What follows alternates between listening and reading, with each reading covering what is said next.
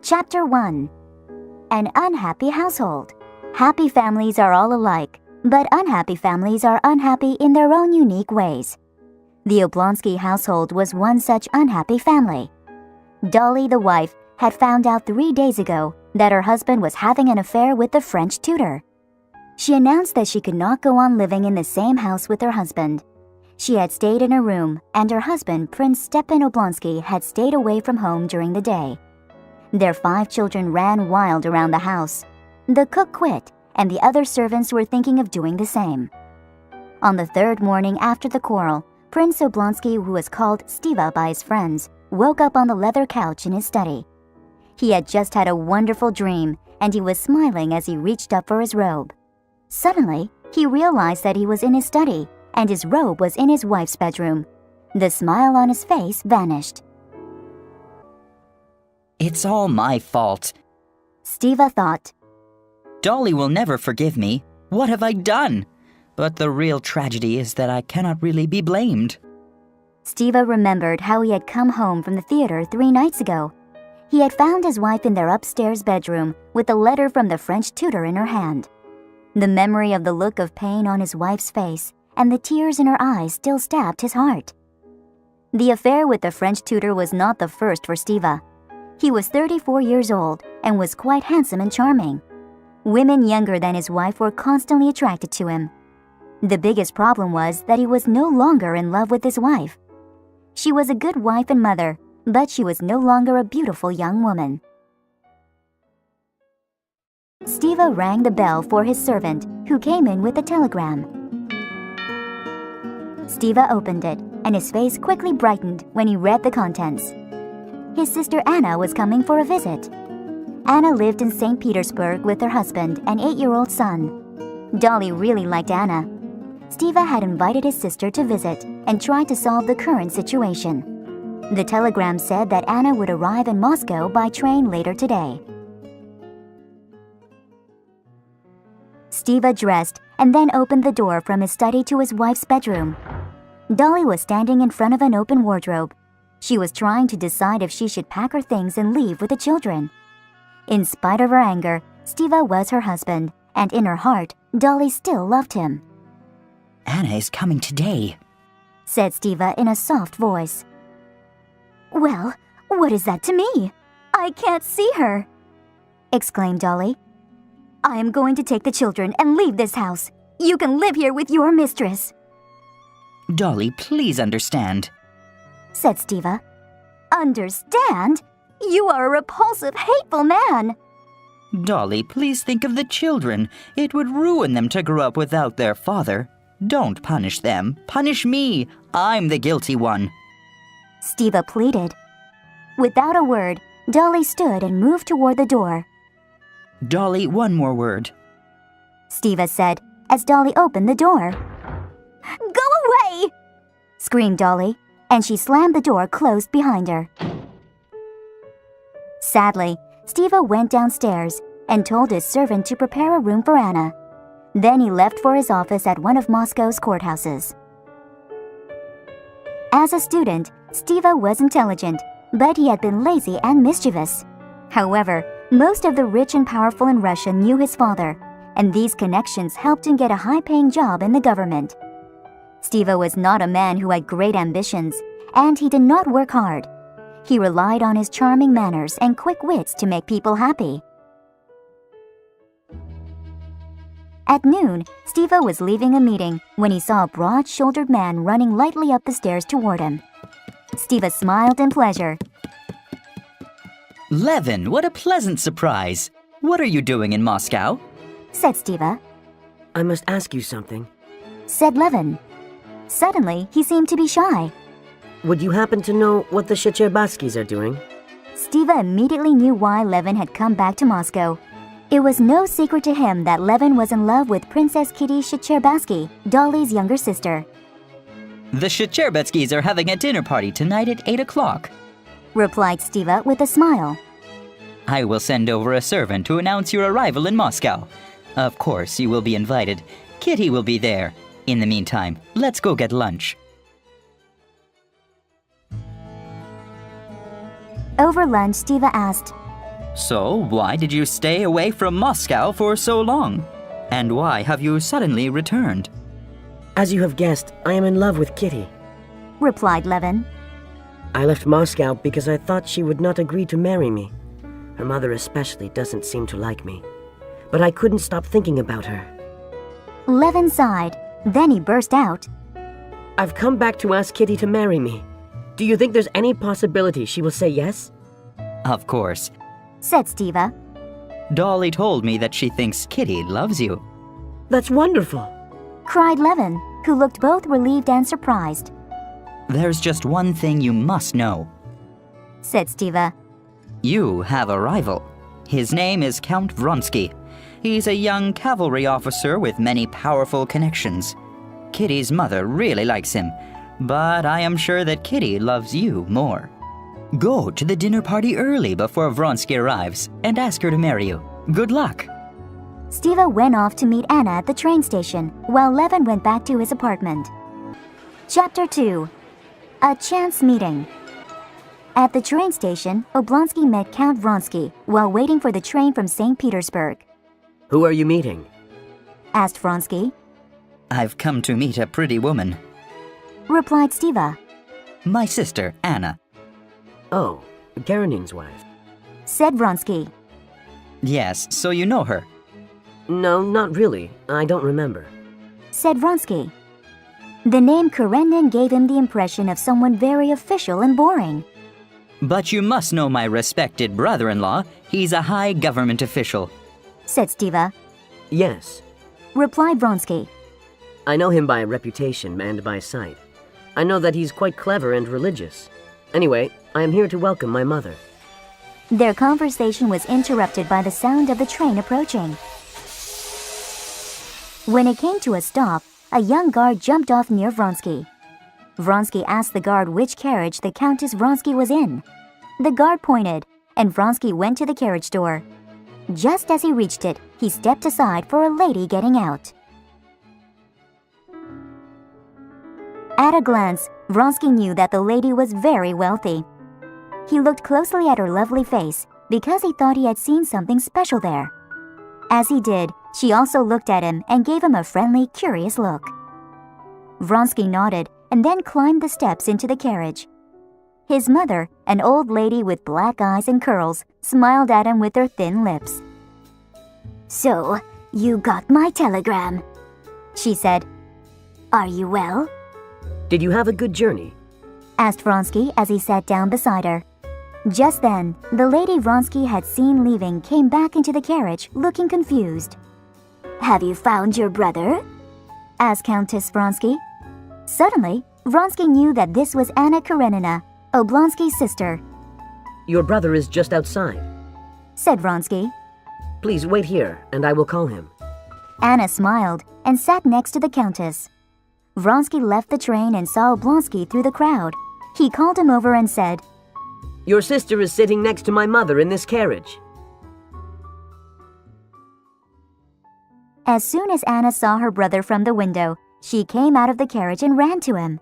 She threw her arms around him and kissed his cheeks warmly. Vronsky helped his mother down the carriage steps. "She's quite charming, isn't she?" said the Countess to her son. Then to Anna she said, "I can speak plainly at my age. I must confess, I have lost my heart to you." Anna looked delighted. She kissed the Countess and then offered her hand to Vronsky. He kissed it and felt a great joy. Just then, there was a great commotion as the station master and several conductors ran past. Their faces were pale and frightened. Vronsky suggested the women go back into the carriage. Then he and Stiva followed the train officials to the front of the train. It was clear that something terrible had happened. A guard had been crushed to death under the train as it had arrived. At the sight of his dead body, Stiva looked very upset, as if he were about to cry. "Oh, this is terrible!" he exclaimed.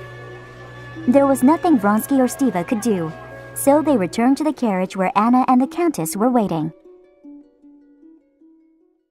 "It was terrible," said Stiva, as he told Anna and the Countess what had happened. "And his poor widow was there. She threw herself on his body and said she had a large family. What an awful thing. Isn't there anything anyone can do? Asked Anna, her eyes filling with tears. Vronsky looked at her and immediately left the carriage. When he returned a few minutes later, Stiva was telling the ladies about the latest play in Moscow. They left the carriage together and walked toward the exit. As they reached the doors, the station master came running up behind them. Addressing Count Vronsky, he said, "You gave my assistant a large sum of money, sir. What did you want us to do with it?" Well, it's for the widow and her children, of course. replied Vronsky. "You gave money?" asked Stiva. Very kind, very kind. Each couple took a separate carriage from the station to their respective houses. On the carriage ride home, Anna asked, "Have you known Vronsky long?" Yes, you know he's hoping to marry Kitty. At this news, Anna's mood changed. "Really?" she said softly. "Now let's talk about your affairs." Stiva told Anna everything. When they arrived at his house, he dropped her off and drove back to his office at the courthouse. Although Dolly had told Stiva she did not care if Anna came or not, she was relieved to see her. "After all, it's not Anna's fault," she told herself. "I only know her as a dear friend." When Anna came in, Dolly greeted her eagerly and kissed her. "Dolly, I'm so glad to see you," said Anna. Anna listened very sympathetically to Dolly, and Dolly felt much better after telling the story of her troubles. "Oh, what shall I do, Anna?" asked Dolly when she had finished. "Please help me." "Dolly, Stiva is still in love with you," said Anna. "I am his sister, and I can read his heart. He wasn't in love with the other woman. He didn't betray you in his heart." "But what if it happens again?" asked Dolly. "Would you forgive him?" "I don't think it will happen again," replied Anna. Then she thought for a moment. "Yes, I would forgive him." In the end, Anna persuaded Dolly to forgive Stiva. Just after Dolly agreed to forgive her husband, Kitty arrived. She had come over to see her older sister Dolly. Kitty had never formally met Anna, but she knew who she was. Kitty hoped this fashionable woman from St. Petersburg would not think she was a silly young girl. Anna did like Kitty, and they both got along well. All three of them chatted for about an hour. Before Kitty left, she told Anna, "Oh, you must come to the grand ball next week. Many important and fashionable people will be there." "And your Count Vronsky?" asked Anna. Kitty blushed. "I had the pleasure of meeting him at the train station today," said Anna. "He seems to be a very handsome and generous man. I think I will stay for the grand ball next week." Kitty left, and Dolly told the servants to prepare dinner. That night, Dolly, Stiva, Anna, and all the children had dinner together. Dolly also called her husband Stiva, which she had not done for 3 days. This pleased Stiva very much, and he was grateful to Anna. Across town, the Shchebarsky's butler announced Levin's arrival at 7:30. When Kitty heard this, she felt excited but was also afraid. She knew why he had come early. Levin entered the hall and found Kitty standing there alone. He looked at her with excitement, but he was also shy. "My dear Levin, I heard you had returned to Moscow," exclaimed Kitty. "How long will you stay this time?" Well, that depends on you. he said. I mean, what you should understand is, I came to be my wife. Kitty felt overjoyed, which surprised her. She was very fond of Levin, whom she had known since childhood. However, she thought of Levin more like a brother than a possible husband. She did not expect to feel such strong emotions at his marriage proposal. But then she remembered Vronsky, and she looked at Levin steadily. "No, it cannot be," she said softly. "Forgive me." Levin stood still for a moment. Then he said with a broken heart, No, of course you can't. I understand. Levin was about to leave when a handsome man in a uniform came in. Levin watched Kitty greet Vronsky. Her eyes and face were bright as she looked at him. He could see that Kitty truly loved Vronsky. The next week, the grand ball was being held at a large palace in Moscow. As the guests began to arrive, the sounds of their voices and laughter filled the rooms and halls. Kitty and her mother arrived fashionably late. Kitty was the perfect image of beauty in her black dress. Many people looked at her admiringly as she walked up the steps with her mother to the grand ballroom. At once, Kitty saw that the most important people at the ball were talking together in one corner of the room. Stiva was there with Dolly. Anna, in a beautiful black velvet dress, was also there. She did not look like a woman who had an 8-year-old son. He was also there, Kitty's love, Count Vronsky. Kitty's heart beat a little faster at the sight of the uniformed Count. As Kitty joined the group, Anna smiled at her and complimented her dress and beautiful appearance. Count Vronsky asked Kitty to dance. While they danced, they did not talk about anything important, but Kitty was not worried. She was sure that he would ask her to dance the most important dance of the evening, the mazurka. Kitty was sure that Count Vronsky would propose marriage to her at that time. After this first dance, Kitty had to dance with several young men who were competing to dance with her. She could not refuse them. As she danced with one of these young men, she suddenly saw Anna dancing with Count Vronsky next to her. Kitty became slightly alarmed, and she watched Anna and Vronsky closely. Anna was looking up at the Count with bright eyes. Every time he spoke to her, she seemed to be filled with joy, and her eyes became brighter. To Kitty's horror, the same expression of excitement and happiness was reflected on Vronsky's face. When the mazurka finally began, Kitty was asked to dance by an old family friend, Kerensky. She accepted, as she could see Vronsky was already dancing with Anna. The more Kitty looked at them, the more she realized that they were very attracted to each other. Kitty was heartbroken. Later in the dance, Anna and Kitty found themselves dancing next to each other. Anna reached out her hand to Kitty, but Kitty ignored it and moved away. Suddenly, Anna saw the look of despair and jealousy on Kitty's face. After the dance, Anna told Vronsky she would not stay for dinner. "Thank you for the wonderful time," she said. "Now I must go home and prepare for my journey back home tomorrow." So you really are leaving tomorrow? Asked Vronsky. "Yes, I must," replied Anna. Her eyes shone and her smile warmed Vronsky's heart. Early the next morning, Anna sent a telegram to her husband, telling him she would leave today for St. Petersburg on the overnight train. "I must go," she told Dolly, "and I must confess the reason for my sudden departure. I have ruined it for Kitty and Vronsky. She's jealous of me, and I made the ball last night torture for her. But it's really not my fault, or at least, just a little bit." "You sound like my Stiva!" exclaimed Dolly. "But remember, Anna, I'll always love you as my dearest friend. I won't forget what you did for me." That night, as Anna rode on the train home, she felt relieved and happy to be going home. "Soon I will see my son Serioza and my husband," she said to herself. "Then my simple life will continue as before." Chapter 3. Romance in St. Petersburg. There was a terrible snowstorm outside. Anna tried to read a novel, but she could not concentrate. She listened to the sound of the train and fell asleep. Suddenly, she realized that the train was coming to a stop on the way to St. Petersburg. After a while, a man in a military overcoat approached her. "May I assist you, lady?" he said. Anna recognized Vronsky as he spoke. "I didn't know you were coming to St. Petersburg," exclaimed Anna joyously. "What business do you have there?" "Can you not guess?" asked Vronsky. "I have come to be where you are."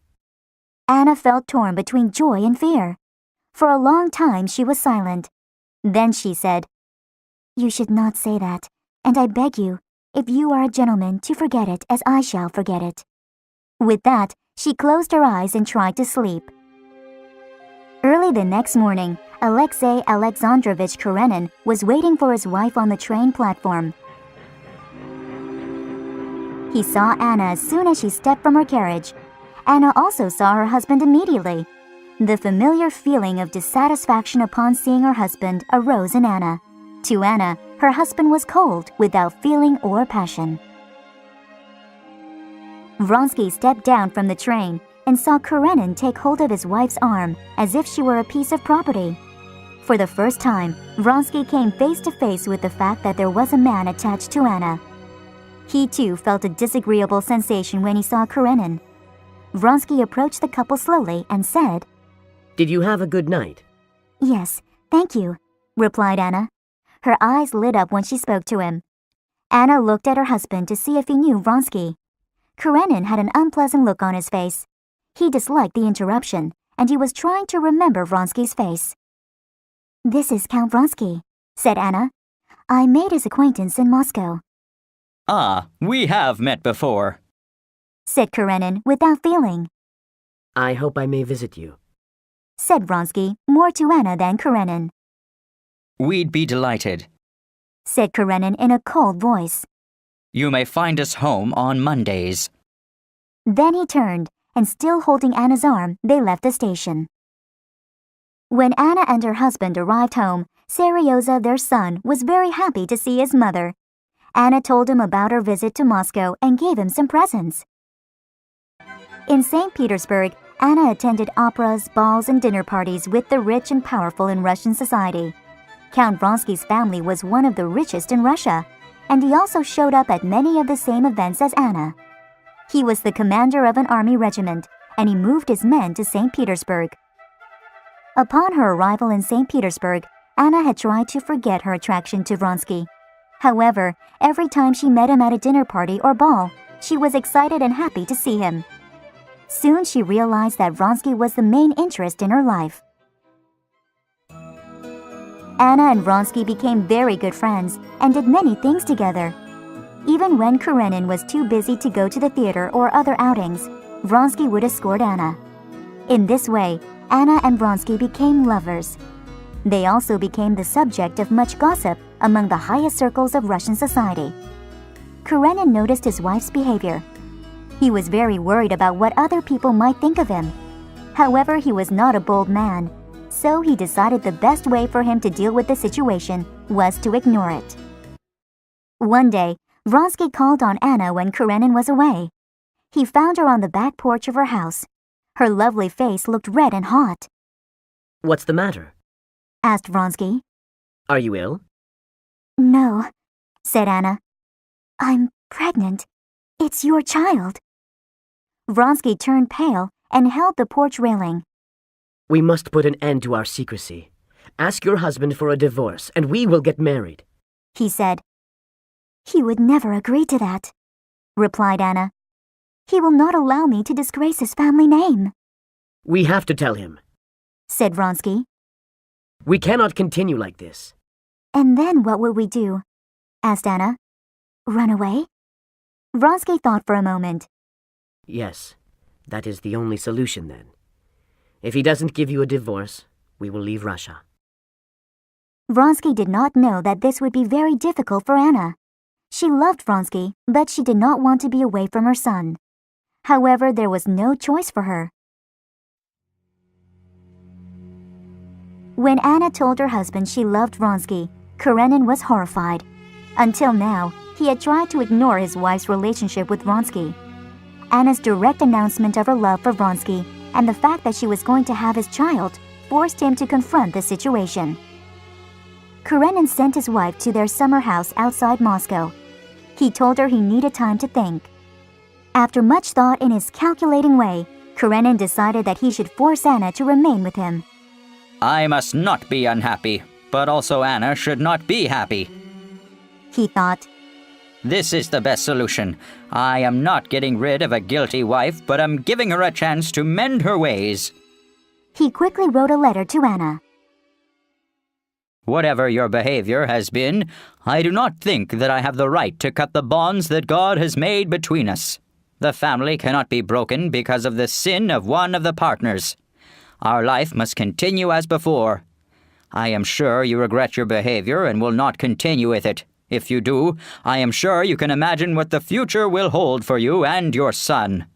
I ask you to return to our home in St. Petersburg as soon as possible. Karenin! Anna returned home as her husband had instructed. She felt helpless in her current situation. My life was miserable before, thought Anna.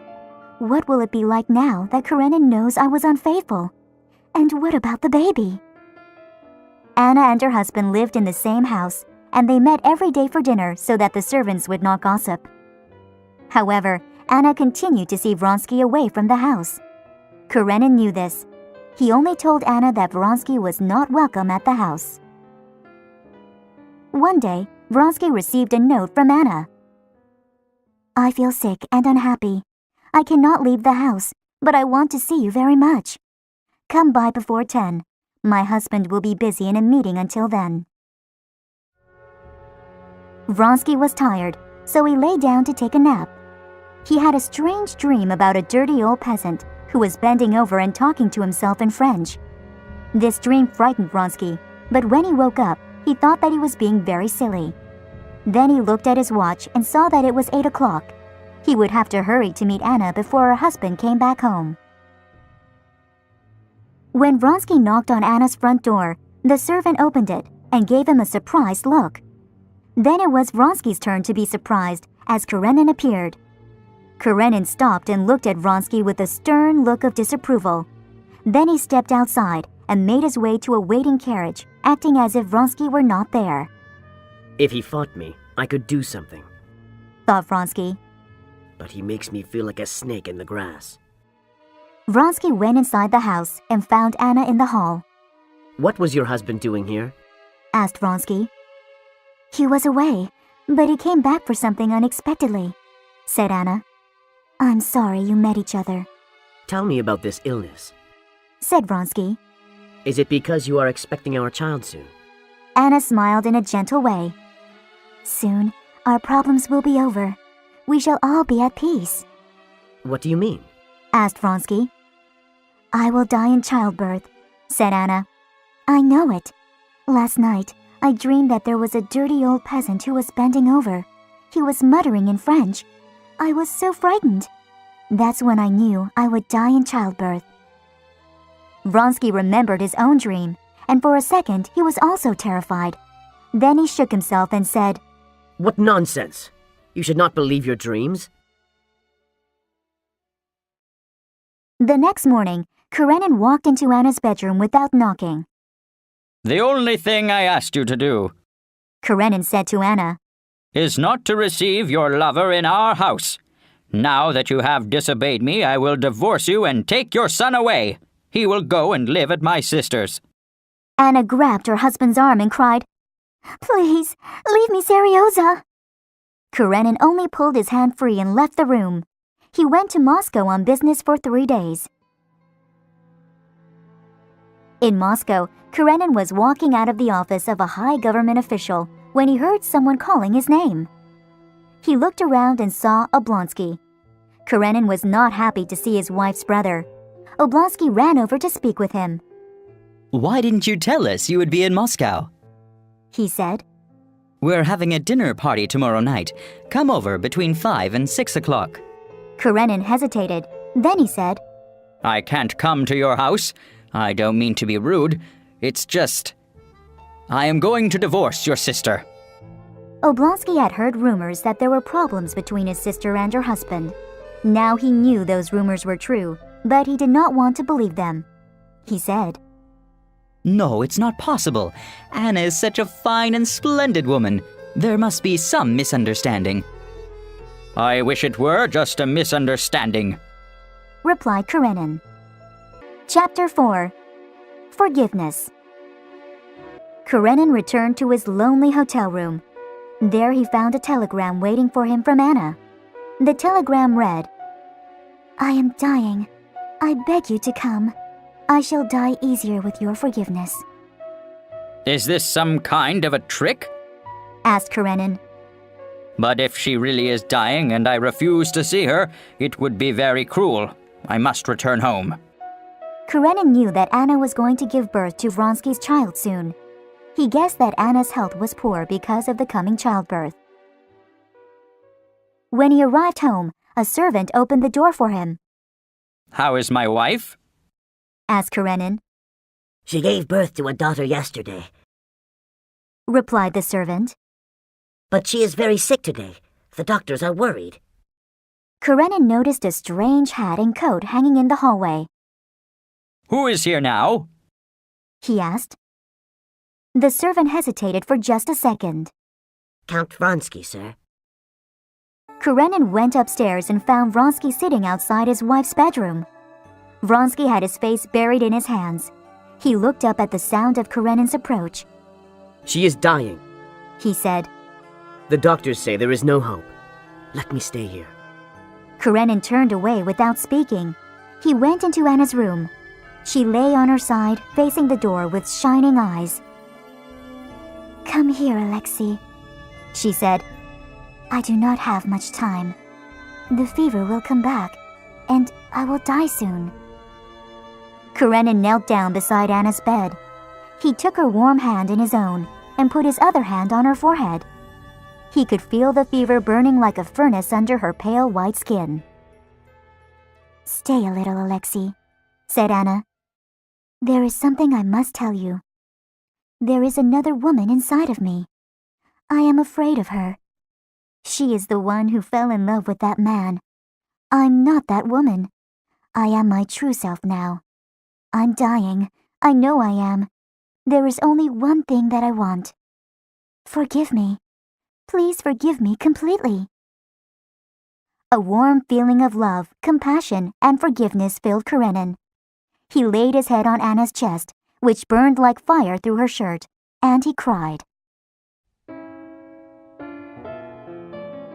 Anna saw Vronsky standing at the door. Why doesn't he come in? She said.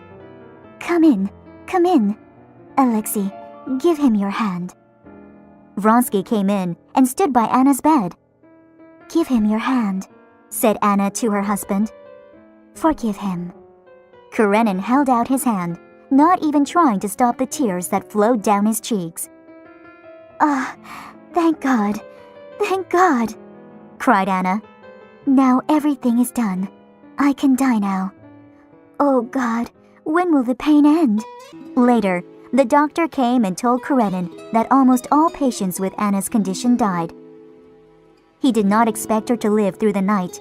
However, the next morning, Anna's condition had not changed. The doctor said there might be some hope. Karenin went into the small room where Vronsky had sat up all night. He took a chair opposite his rival. I had decided on a divorce because I wanted to punish her and you, said Karenin. When I got her telegram, I came home with many feelings. I admit I even wanted her to die, but I saw her and I forgave her. My duty is clear. I should stay with her, and I will. If she wants to see you, I will let you know. However, I think it is best that you leave now. Vronsky could not understand how Karenin could be so calm and forgiving. Now he seemed like a noble gentleman, kind, honorable, and a better man than Vronsky. As he made his way from Karenin's house to his own home, Vronsky felt a deep sense of shame, humiliation, and guilt. He tried to sleep, but he could not. He had recently been offered an important position in Tashkent, but this was nothing to him now. Anna was gone, and he had been shamed by her husband. Am I going mad? He thought to himself. This is how people commit suicide. Vronsky went to his desk and took out a pistol. Then he pointed it at his chest and fired. As he sank to the floor, he felt no pain. He saw the blood on the carpet and realized he had shot himself. Fool! He thought. I missed! Then everything went black. His servant, who had heard the shot, ran in the room. Seeing the situation, he ran for the doctor. Vronsky was laid on the bed with a serious wound to his chest, but his heart still beat strongly. Karenin had completely forgiven Anna. He pitied Vronsky, especially after he heard that Vronsky had tried to kill himself. He also pitied his son, Seryoza, in whom he had not shown much interest. As time went by, Anna became better. Karenin noticed that she was afraid of him and would avoid him if possible. Since becoming well, Anna had forgotten what she had said to Karenin. She wanted to see Vronsky, who was recovering. However, she felt a deep shame whenever she thought of her husband. Finally, she sent for her brother Oblonsky. When Oblonsky met Anna, he said, I know it's hard, but you must cheer up. Nothing is so terrible to make you unhappy all the time. No, Stiva, said Anna. I am lost, but my misery is not over yet, and the end will be terrible. You had the bad luck of falling in love with a man who was not your husband. Your husband forgave you, but can you continue living with him? Do you want to? Does he want to? I don't know, said Anna. I have no idea what he wants, Then let me sort this out for you. said Oblonsky. He's miserable, you're miserable. What good can come out of this situation? A divorce would solve everything. I will go to him now and arrange for a divorce. Oblonsky found Karenin sitting at his desk in his study, I hope I'm not disturbing you. said Oblonsky as he entered the room. I wanted to talk with you about my sister. I can think of nothing else. Sighed Karenin. Look, I have just written her this note. Karenin handed Oblonsky a short note that read, I can see that you are not comfortable being around me. I promise you that I would forgive you with all my heart. When I saw you at the time of your illness, my only desire was that you would become a good wife again. But now I see that is impossible. Tell me what will make you happy and give you peace. Whatever you ask, I will grant. Oblonsky read the note with wonder. He was amazed at how generous Karenin was, I have to know what she wants. said Karenin. Well, that is simple. Replied Oblonsky. She wants a divorce, and this way you both can have your freedom. All right! Exclaimed Karenin. If she desires it, I will give her a divorce, even if she takes away my son. Oblonsky smiled gently. Believe me, she will appreciate your generosity. I am only doing my best to help you and her. Chapter 5. Escape. Vronsky had lain in bed on the edge of death for several days after he shot himself. Slowly he recovered. When he was well enough to move around, he decided to give up Anna. The only problem was that he could not remove the sadness from his heart whenever he thought of her. So when Vronsky heard from Anna's best friend, Princess Betsy, that Karenin had agreed to a divorce, he went straight over to Anna's house. Without caring if he ran into Karenin, he went to Anna's room, opened the door, and took her into his arms. He showered her face, neck, and shoulders with kisses. We will go to Europe and leave all this behind us. He told Anna. Anna trembled with excitement and fear. Can we really live as husband and wife? She said. Stiva told me that my husband had agreed to a divorce. Will he really give up Seryoza? Do not worry about that now. Do not think of it. Replied Vronsky. Oh, I wish I had died, said Anna as tears streamed down her beautiful face. It would have been easier, but I am so happy to see you again. Vronsky never dreamed that he would resign from the military so quickly. That day he did so without hesitation. In a week, he arranged for Anna and their daughter to leave St. Petersburg. They left for Italy, thinking that Karenin would arrange for the divorce in their absence. For 3 months, Vronsky and Anna traveled through Europe. Finally, they bought a modest house in a small Italian town and lived there for 3 months. Anna was the happiest she had ever been in her life. Her health recovered completely, and the more she learned about Vronsky, the more she loved him. She had him all to herself at last, and his presence was a constant source of joy to her. Anna did not allow thoughts of her suffering husband or abandoned son to ruin her happiness. She had grown very fond of her daughter Annie. During these 3 months, she rarely thought about Seryoza. Vronsky also felt a joyous sense of freedom in having left the army and his social circles. He was happy at first, but as the weeks passed, he became restless. He had no job and no official duties to fill the day with, so they decided to move to Vronsky's large family estate in the countryside near St. Petersburg. But first, they planned to stop in that city so that Anna could visit her son. When Anna left him, Karenin became very unhappy. He could not understand how he could be alone and sad after forgiving his wife and her lover. In addition, he felt humiliated when he went out.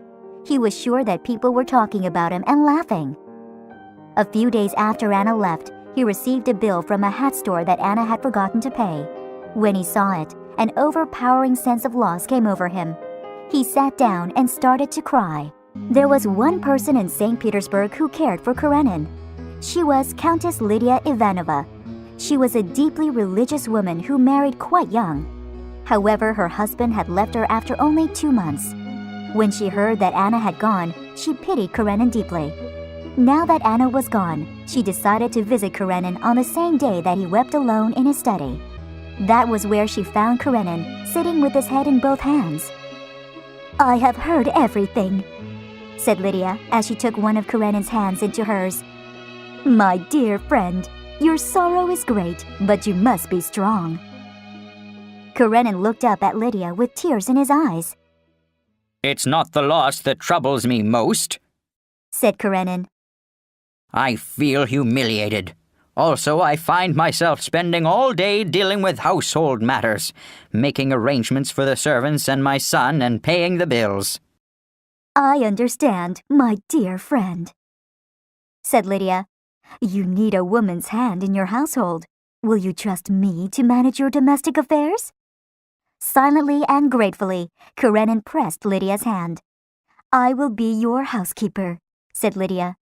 "We will take care of Seryoza together. Don't thank me, but thank him. Only in him can we find peace, comfort, and love." "I am very grateful to you," Karenin said. Lydia smiled and patted his hands. Then she went to Seryoza and took him in her arms. She told him that his father was a saint and that his mother was dead.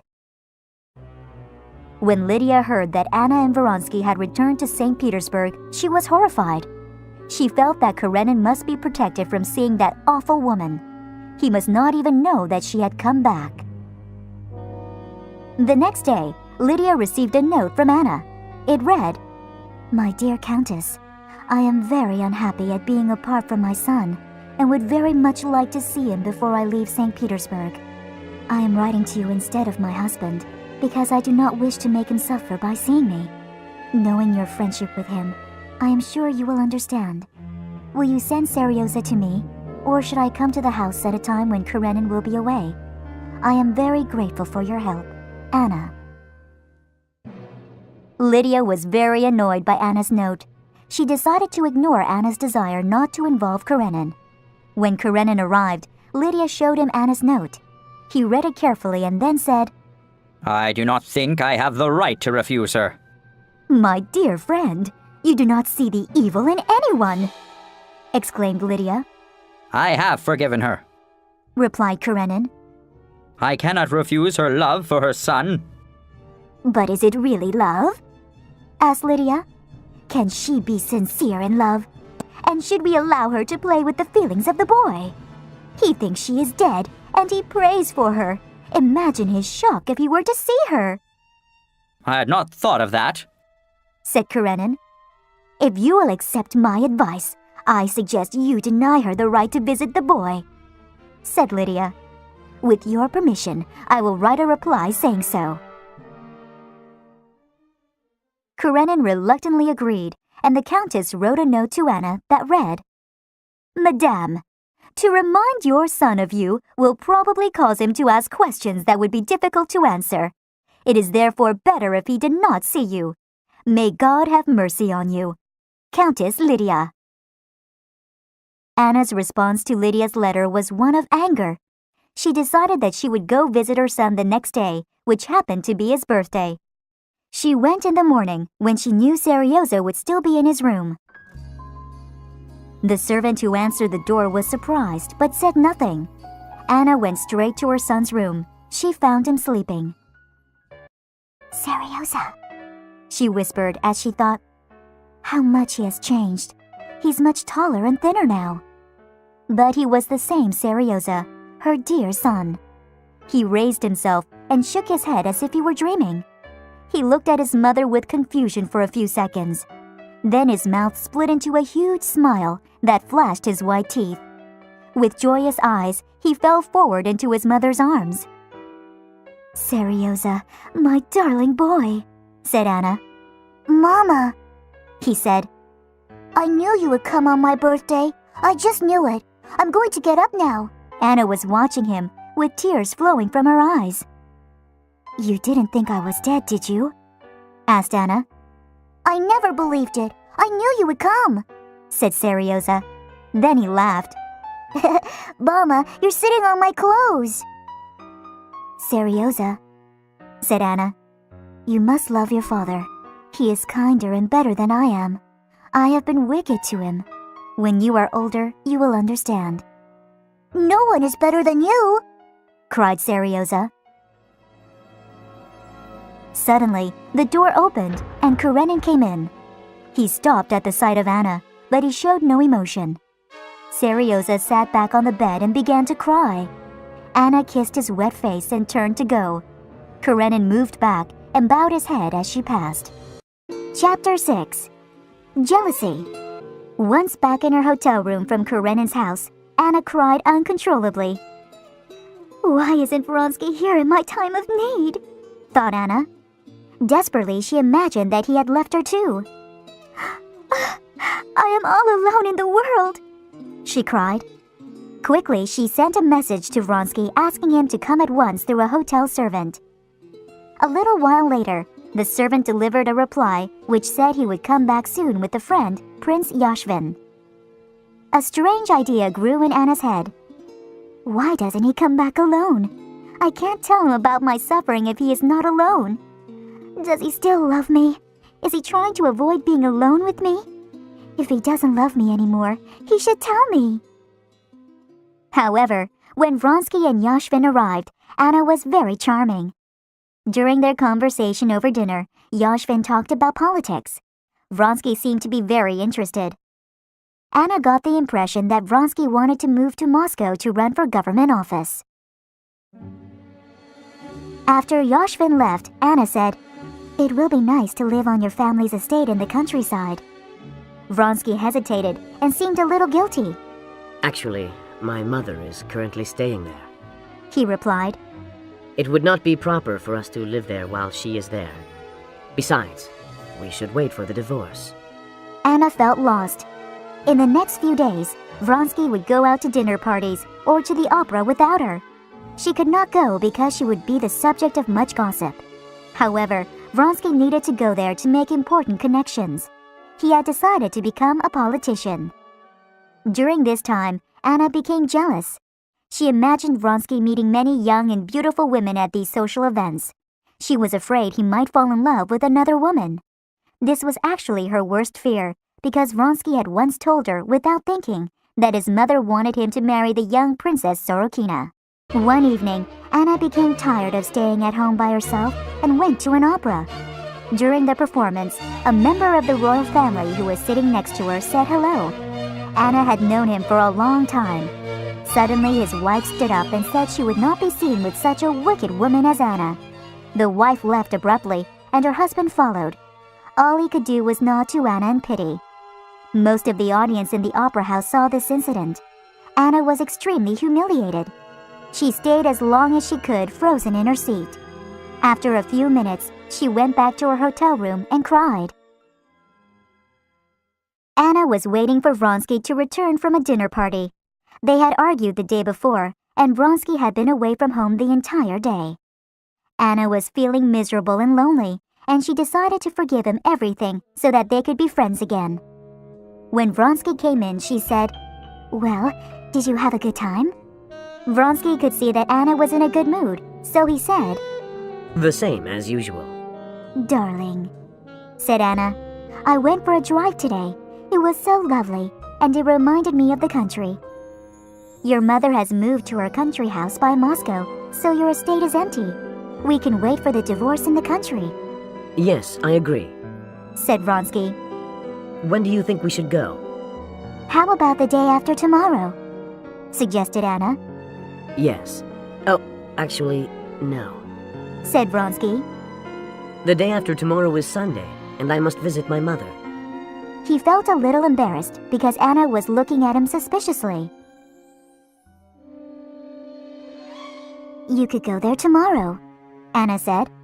No, I'm going to my mother's on business, to take some money from her, replied Vronsky. It won't be ready by tomorrow. Well then, we won't go to the country at all, said Anna. Why not? asked Vronsky in surprise. We can go there in a few days. No, said Anna. If you loved me, you would want to go immediately. And if you don't love me anymore, it would be better and more honest to say so. She turned to leave, but Vronsky grabbed her hand. Wait, He said, I don't understand. I said we must postpone our departure for a few days, and you accuse me of not loving you anymore.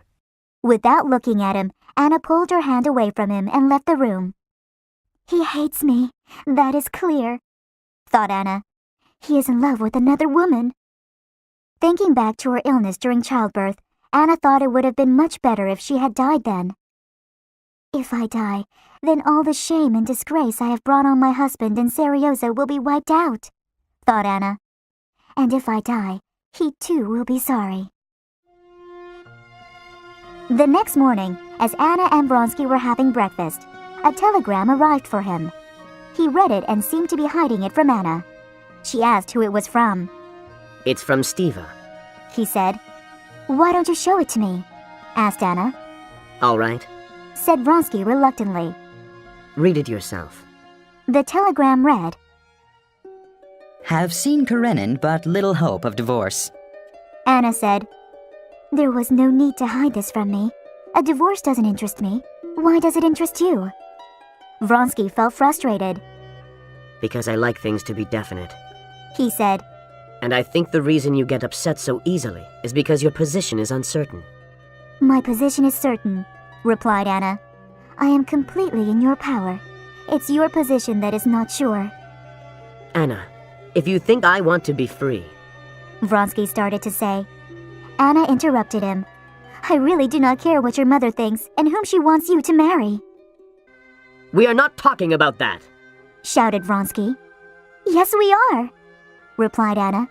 And let me tell you, I do not care about the heartless woman, whether she is old or not, and I do not want to have anything to do with her. Vronsky became very cold and angry. Anna, please do not speak about my mother like that. Show some respect. Anna spent the whole day in her room. Again, the thought of death came into her mind as the only solution to her problems. Nothing mattered to her now, whether they went to the country or not. All that mattered was to punish Vronsky. Anna laid down for a nap and had the same strange dream about the dirty peasant muttering in French. She woke with a start and heard a carriage outside. Looking out the window, she saw a young, pretty girl lean out. Vronsky ran out of the house and took a package from the girl. He said something and she smiled. Then her carriage drove off and Vronsky came back inside. Trembling with fear and anger, Anna went to Vronsky's study. She decided to tell him she would leave him. That was Princess Sorokina, said Vronsky. She brought me some documents from my mother. We are going to visit her tomorrow, aren't we? You are, but I am not, said Anna. She started to leave. Anna, we cannot continue like this. You will be sorry for this, said Anna, and she left. Vronsky saw the despair in Anna's eyes. He got up to follow her, but then he sat down again. No, he thought. I've done everything I can.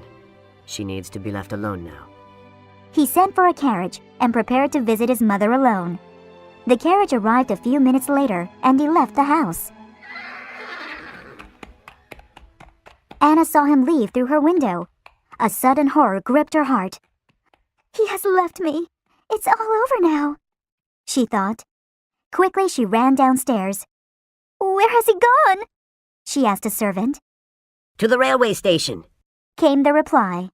He is going to catch a train to Obiralovka. Obiralovka was the district where Vronsky's mother lived. Anna sat down and quickly wrote a note. It's all my fault. Come back home. We must talk. For God's sake, come back. I am very frightened. The servant took the note. Half an hour later, he came back and said he was too late in getting to the train station. Vronsky had already left.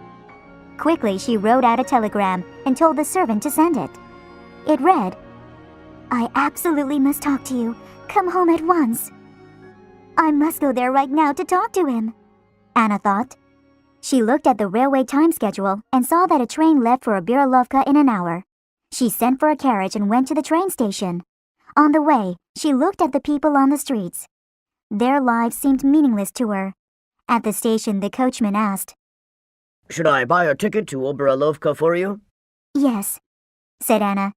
She looked at the other people waiting for the train and did not like any of them.